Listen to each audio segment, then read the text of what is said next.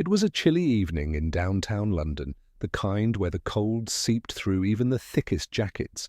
Streetlights flickered against the damp pavement, and the scent of fresh pastries wafted from a small bakery on the corner. Inside, the warmth of freshly baked bread contrasted with the unforgiving cold outside. Big Shaq, clad in his signature oversized coat, walked into the bakery. He wasn't in a rush, just another casual stroll through the city, reminiscing about his old days. He had a reputation for his humor and his larger-than-life persona, but tonight his mind was elsewhere. Something about the way the streets felt emptier than usual made him unusually observant. As he browsed through the bakery's selection, his eyes caught a subtle movement near the entrance. A small figure, barely 4 feet tall, slipped through the doorway, head down, hands stuffed in oversized raggedy sleeves. The boy, no older than 10, looked around cautiously, his sharp eyes scanning the bakery like a hawk hunting for an opening. Shaq's instincts told him something was off. The boy's clothes were too thin for the weather, his sneakers had holes, and his fingers trembled slightly, not from fear, but from hunger. Before Shaq could say a word, the boy lunged forward. His hands darted out like a striking snake, grabbing a loaf of bread from the display near the counter. For a second, everything froze. The bakery's cashier, a stern-faced man with a thick moustache, locked eyes with the boy, realization dawning in an instant. "Hey, stop, thief!" the cashier bellowed, his voice cutting through the peaceful hum of the bakery. The boy didn't hesitate. Clutching the bread tightly to his chest, he spun on his heel and bolted for the door. His small frame slipped between startled customers, weaving through the crowded space with practiced agility. Shaq stepped aside as the boy brushed past him, feeling the desperate energy radiating from him. He could have easily grabbed the kid. After all, he was Big Shaq, a man of strength and speed. But something held him back. The cashier leaped over the counter, knocking over a tray of croissants in the process. "Someone stop him!" he shouted. A few customers turned, but no one made a move. Shaq exhaled slowly, watching the boy sprint down the street. Instead of running after him immediately, he observed, the boy wasn't running like a mischievous kid who had stolen for fun. He was running like someone who had stolen to survive. Shaq made a decision. He turned to the bakery owner, raised his hand, and calmly said, "I got this." And with that he stepped outside, pulling his coat tighter as he began following the boy into the darkening streets. Not to catch him, not to punish him, but to understand, to be continued. Big Shaq stepped onto the cold pavement, his heavy boots echoing softly as he followed the faint figure disappearing into the dimly lit alleyway. The boy was fast, too fast for someone who looked so malnourished. His small frame weaved through the shadows like he had done this many times before. Shaq didn't run. He didn't need to. He had chased down bigger opponents in his time, but this wasn't about speed or strength. This was about understanding. The boy dashed through a narrow passage between 2 buildings, leapt over a pile of discarded crates, and vanished around a corner. Shaq followed at a steady pace, his sharp eyes catching every detail, the way the boy clutched the loaf tightly against his chest, the frantic glances he threw over his shoulder, the way his legs trembled not just from exertion, but from fear. Shaq took a deep breath. "Oi, little man!" His voice was firm but calm, carrying easily through the alley. "I ain't trying to hurt you." The boy didn't stop. Shaq sighed and picked up his pace. Within moments, he turned the corner and found himself in a small, abandoned lot, filled with rusted bicycles and broken wooden pallets. A dead end. The boy stood at the farthest end, his chest rising and falling rapidly. His back was against a crumbling brick wall, his arms wrapped protectively around the stolen bread. His eyes darted side to side, looking for an escape that didn't exist. Shaq raised his hands in a gesture of peace. "Relax, bruv. I ain't the police. Ain't gonna snitch on you either." The boy's breathing slowed slightly, but his fingers tightened around the bread. His eyes were still full of suspicion. "Why are you following me?" His voice was small but sharp, laced with defiance. Shaq took a step forward but kept a safe distance. "Wanted to see why a kid like you is out here stealing bread. You hungry?" The boy hesitated, then gave a small nod. His lips were cracked, his cheeks hollow. Shaq studied him carefully. The kid looked like he hadn't had a proper meal in days. His hoodie was 3 sizes too big, the sleeves frayed at the edges. His shoes barely had soles left. Shaq felt a tightness in his chest. "What's your name, little man?" Shaq asked. Elijah shrugged. "Just figuring it out." Shaq shook his head. A kid shouldn't have to figure it out on the streets. A thought crossed his mind, one that would change everything. He looked back at Elijah and asked, "You trust me?" Elijah froze, his eyes narrowing. "Why?" Shaq leaned forward, his voice serious but warm. "'Cause I ain't just gonna walk away, bruv. You ain't alone no more." To be continued. Elijah's body stiffened at Shaq's words. His small fingers gripped the remaining loaf of bread, his knuckles turning white. Trust was something he had learned to live without. The streets had taught him that promises were empty, that kindness often came with a price. "Why do you care?" Elijah asked, his voice laced with quiet suspicion. Shaq leaned back against the wall, stretching his legs out in front of him.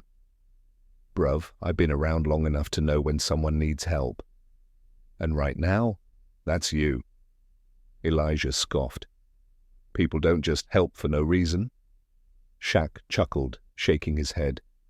"Yeah, world's full of snakes, no doubt. But I ain't one of them."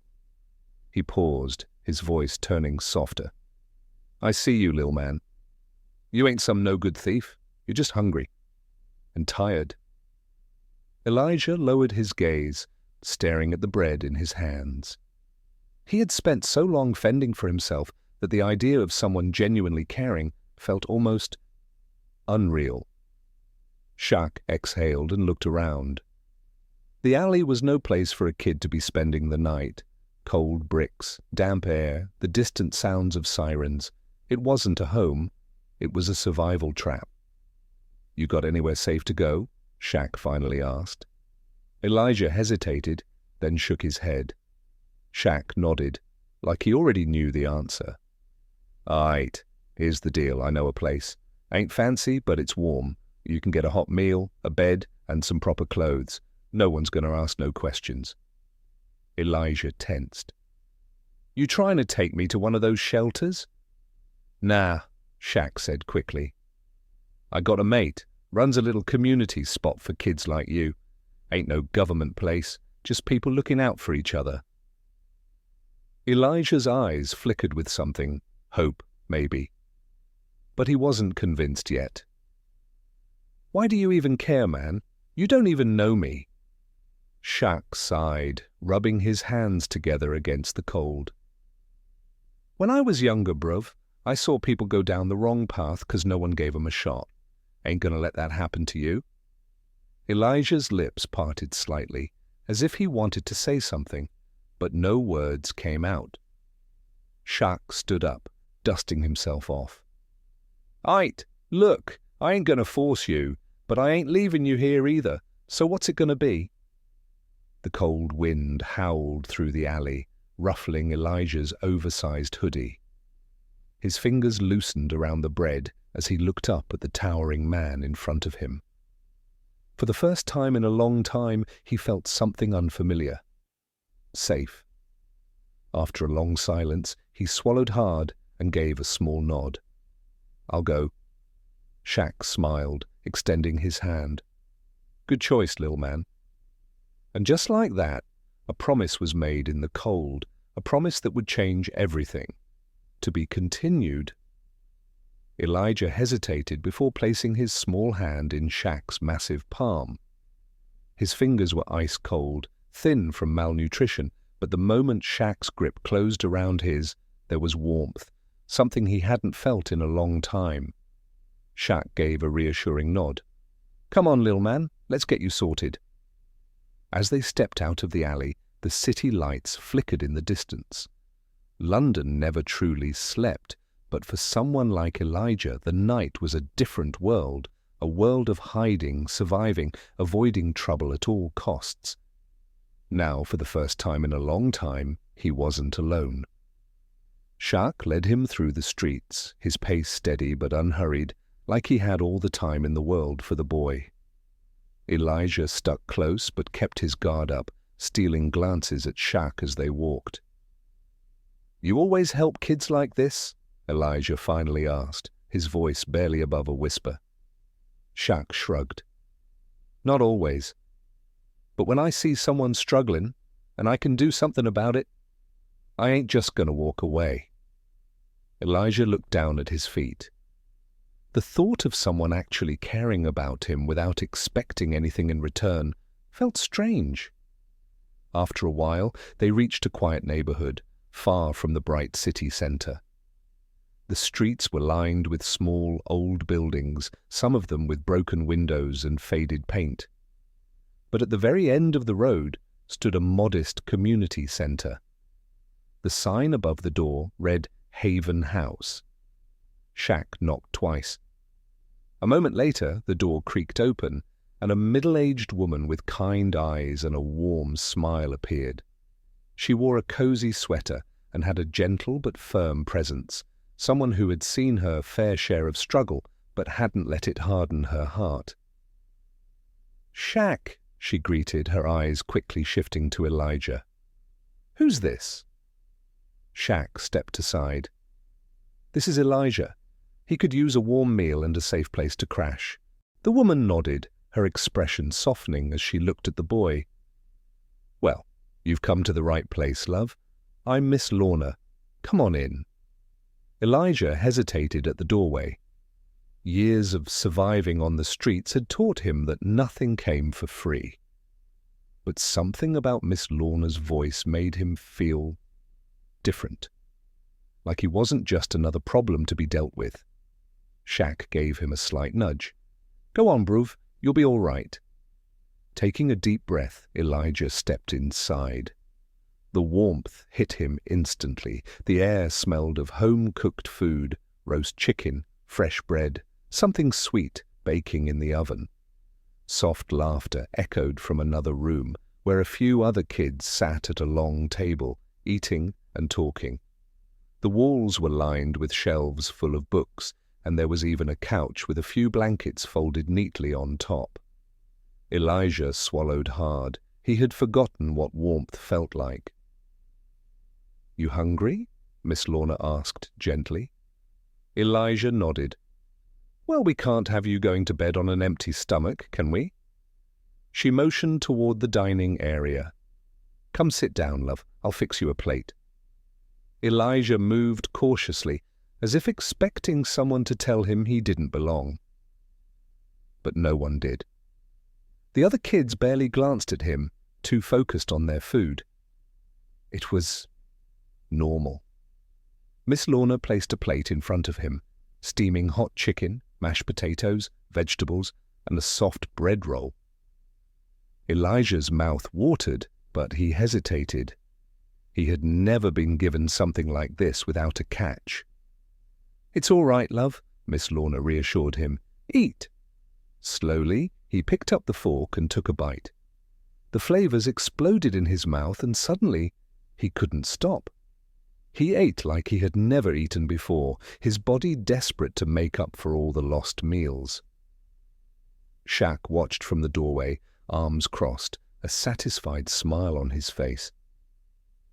"You're safe here, bruv," he said quietly. "No one's going to take nothing from you." Elijah paused mid-bite, looking up at Shaq. He didn't say anything, but the look in his eyes said it all. For the first time in a long time, he believed it. Elijah wiped his mouth with the back of his hand, his plate now empty. The warm food settled in his stomach like a comforting weight, but his mind was still restless. Sitting in a well-lit room, surrounded by people who didn't look at him like he was a problem, felt unnatural. Shaq leaned against the wall, arms crossed, watching him with an approving nod. "You eat like a soldier, bruv. Been a while since you had a proper meal, huh?" Elijah hesitated before giving a small nod. He wasn't sure why, but admitting that out loud made him feel exposed, vulnerable. Miss Lorna walked over and took his empty plate. "You can always have seconds, love. No one leaves my table hungry." Elijah looked down at the wooden surface, tapping his fingers against it. His instincts told him there had to be a catch. "So, what do I gotta do?" Miss Lorna raised an eyebrow. "Do?" "Yeah," Elijah said, glancing at Shaq. "People don't just give stuff for free. What do I gotta do to stay?" Miss Lorna exchanged a look with Shaq, then pulled out a chair and sat across from Elijah. "Let me tell you something, love. This place isn't a shelter, it's a home. You're not here because we expect anything from you. You're here because you need a safe place to land. That's it." Elijah frowned. "And I can just stay?" Miss Lorna gave him a warm but firm look. "As long as you respect the rules and take care of yourself, yes." Elijah leaned back, arms crossed. "What kind of rules?" Miss Lorna smiled. "Nothing crazy. No stealing. No fighting. Respect the other kids. And if you need something, anything, you ask. That's how family works." Family. The word hit Elijah harder than he expected. He had stopped believing in the idea of family a long time ago. To him, people only stuck around when it was convenient. They left when things got tough. Shaq seemed to read his mind. "Listen, bruv, trust ain't easy, but it starts somewhere. You don't have to decide tonight. Just rest. Think about it." Elijah didn't respond. He wasn't sure what to say. Miss Lorna patted his hand gently. "Let me show you your room, love." She led him down a hallway lined with doors, each leading to a small but cozy bedroom. She stopped at one near the end and pushed it open. Inside was a simple twin bed with a clean blanket, a wooden dresser, and a tiny nightstand with a lamp. Nothing fancy, but to Elijah it looked like something out of a dream. Miss Lorna turned to him. "This is yours, love. No strings attached." Elijah stepped inside cautiously. He ran his fingers over the soft fabric of the blanket, his throat tightening. Shaq's voice broke the silence. "Get some sleep, little man. Tomorrow's a new day." Elijah turned to look at him. "You leaving?" Shaq nodded. "Yeah, but I ain't gone forever. I'll be back to check on you." Elijah hesitated, then finally muttered, "Thanks, I guess." Shaq grinned. "That's a start." Miss Lorna smiled. "Good night, love. You're safe here." As the door closed, Elijah sat on the bed, staring at the walls. He wasn't used to silence, to security. The night felt different, less like something to survive and more like something to rest in. For the first time in a long time, he lay down without fear. And as his eyes closed, he dared to believe. Maybe this was the beginning of something new.